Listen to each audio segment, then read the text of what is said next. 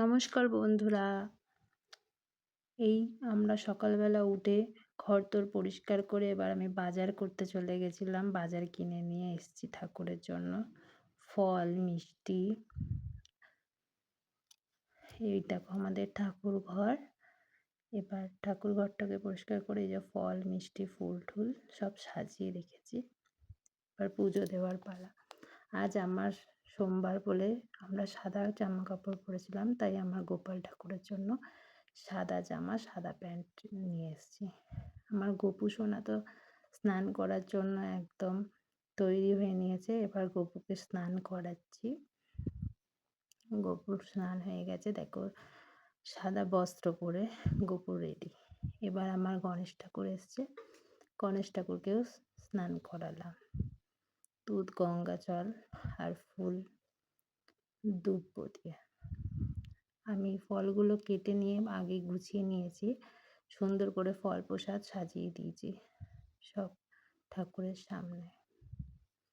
এবার আমি মহাশিব ঠাকুরের আজ শ্রাবণ মাসের সোমবার, প্রথম সোমবার, তো ওই জন্য শিবলিঙ্গে জল অর্পণ করলাম, সাথে বেলপাতা ও গোবিন্দভোগ চাল, দুধ, গঙ্গা জল দিয়ে অর্পণ করলাম। এবার আমার মা পুজো করছে, মা আরতি দিচ্ছে, দীপ, প্রদীপ, মোমবাতি এবং ধূপ দিয়ে আরতি দিচ্ছে।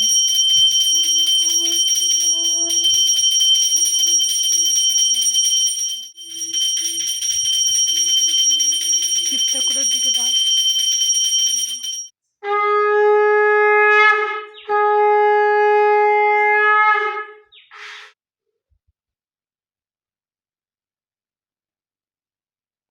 দেখো আমার গোপু সোনাকে খেতে দিয়েছি। গোপু সোনার খাবার দুধ আর ফল প্রসাদ, মিষ্টি।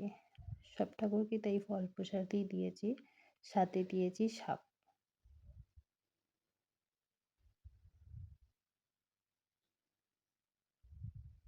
এই হলো আমার সারাদিনের গেল, সময় কাটলো। এবার আমরা আসবো দুপুরবেলা।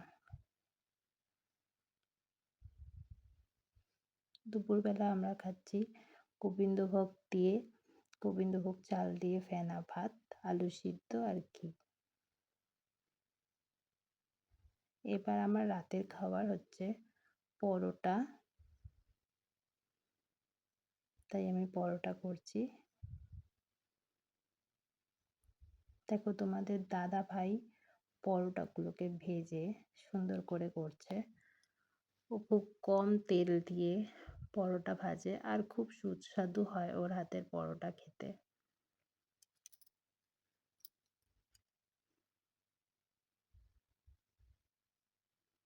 তোমাদের শানু দাদা ভাইয়ের স্পেশাল পরোটা।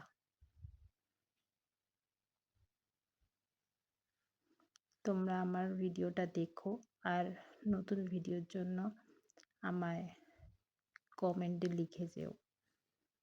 আশা করি সবার ভালো লাগবে। আমার প্রথম সোমবারটা এইভাবে কাটালাম। তোমরা কেমন কাটালে কমেন্টে জানিও।